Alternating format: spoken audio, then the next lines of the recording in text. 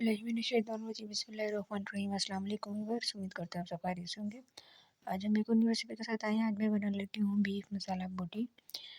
बहुत ही मज़े की और बहुत आसान तरीके से इसको बनाना बताऊँगी, तो इसके लिए रेसिपी अपने अंत तक देखनी है। रेसिपी पसंद है तो प्लीज़ लाइक और सब्सक्राइब करना ना भूलें। तो चलिए अपनी रेसिपी स्टार्ट करते हैं। सबसे पहले मेरे पास तकरीबन पड़ा हुआ है 1 किलो के करीब गोश्त मैंने छोटे छोटे बोटी कर ली। साबुत बोटी आपने लेनी है। इस तरह छोटे-छोटे मतलब कि जिस तरह टिक्के बनाते हैं इस साइज़ के अपने बोटी कर लेना और इसको अच्छी तरह से वॉश कर लेना है। जी, तो एक पतीली में इसको मैंने डाल दिया है। डालने के बाद अब इसमें मैं तकरीबन 2 गिलास के करीब पानी डालूँगी और पानी डालने के बाद इसको हम बॉयल करेंगे तकरीबन 30 से 35 मिनट के लिए, या जब तक इसमें अच्छी तरह से बॉयल ना जाए और बोटी आपकी गल ना जाए। गोश्त जो है वो ताज़ा है तो बहुत जल्दी से गल जाएगा।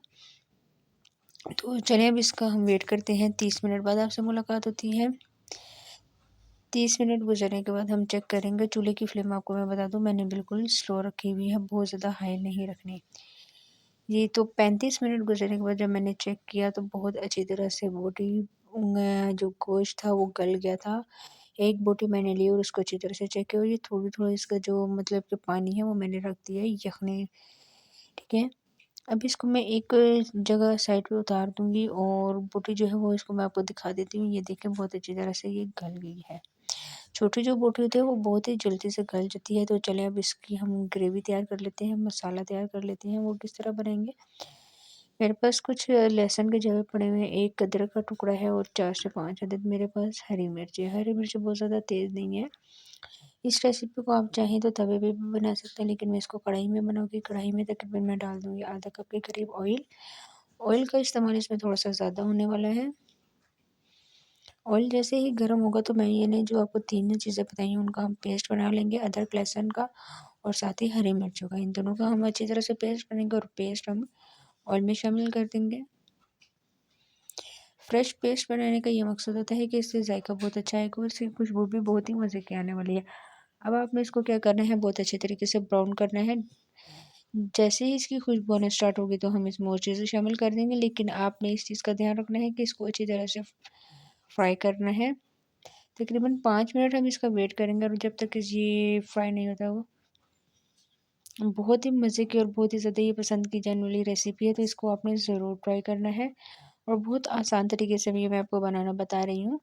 ये जो देखें अदरक लहसुन का कलर चेंज होना स्टार्ट हो गया था, मैं तकरीबन इसमें थोड़ा-सा पानी डाल दूँगी। 2 से 3 चम्मच के करीब पानी डालूँगी कि अदरक लहसुन और जो हरी मिर्ची अच्छी तरह से सॉफ्ट हो जाए। थोड़ा-सा मैंने इसमें पानी शामिल कर दिया है और अब इसी तरह से हम इसको करेंगे मिक्स। बहुत ही मज़े की खुशबू आना स्टार्ट हो गई थी। अब इसमें मैं डाल दूँगी तकरीबन 2 अदद बड़े साइज़ के मेरे पास टमाटर पड़े हुए हैं और इसके अलावा हम पहले इसमें मसाले ऐड कर देते हैं। मसाले मैं आपको बता देती हूँ मेरे पास कौन-कौन से हैं। नमक, लाल मिर्च का पाउडर, हल्दी पाउडर है, थोड़ा-सा बोटी टिक्का मसाला है और इसके अलावा मेरे पास थोड़ा-सा पड़ा हुआ है सूखा धनिया। ये 4 मसाले आपने अपने टेस्ट के बराबर डाले हैं। मैंने 1-1 चम्मच भर के डाले थे और जो हल्दी है वो हाफ़ चम्मच के करीब डाली है और अब आपने इसको अच्छी तरह से मिक्स करना है। पानी की भी ज़रूरत नहीं पड़ेगी क्योंकि मैंने पानी पहले से इसमें शामिल कर दिया था। जी, तो ये देखिए इसमें कुछ भी शामिल नहीं हुआ, लेकिन इसकी कितनी प्यारी ग्रेवी बन गई है। इस ग्रेवी को और मज़ीद बनाने के लिए मैं इसमें डाल दूँगी टमाटर, जो कि मैंने आपको पहले बताए थे। हमने 2 अदद टमाटर लिए। टमाटर को इस तरह से मैंने चॉप कर दिया बड़े स्लाइस में और ये मैं अब डाल दूँगी। डालने के बाद इसकी अच्छी तरह से हम करेंगे मिक्सिंग। जब तक टमाटर सॉफ्ट नहीं होंगे तो हमने अच्छी तरह से इसको भूनना है।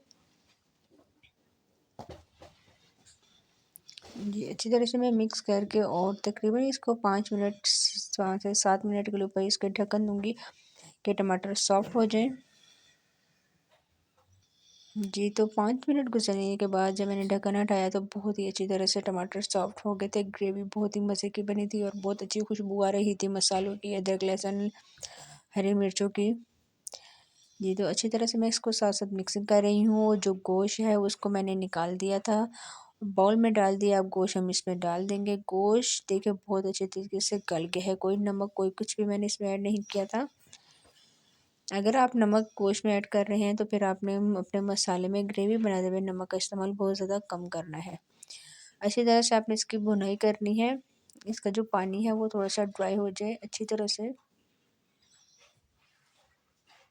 जी, तो ये देखें तकरीबन मुझे 10 मिनट हो गए इसको मज़ीद पकाई करते हुए और बहुत ही मज़े का ये लग रहा था अच्छी तरह से। अब मैं इसमें थोड़ी-सी यखनी शामिल कर दूँगी, जो गोश्त बॉयल करते हुए मैंने पानी डाला था और एंड में पानी उसका थोड़ा-सा रह गया था, वो पानी हम इसमें ऐड करेंगे। तकरीबन हाफ़ कप के करीब मेरे पास यखनी पड़ी हुई है, वही यखनी। इसके अलावा सादा पानी हम इसमें शामिल नहीं करेंगे, यही पानी इसमें ऐड करेंगे क्योंकि इसमें हमने गोश्त बॉयल किया था और आपको पता है कि यखनी में बहुत ज़्यादा जायका होता है।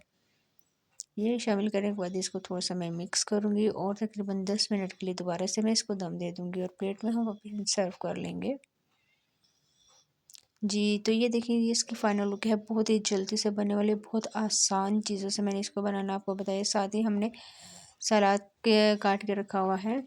तो आपने ये रेसिपी ज़रूर ट्राई करनी है, ट्राई करके मुझे कमेंट्स में बताना है कि आज की रेसिपी कैसी लगी। आज के लिए इतना ही, चलो नेक्स्ट वीडियो में मुलाकात होगी, तब तक के लिए अल्लाह हाफ़िज़।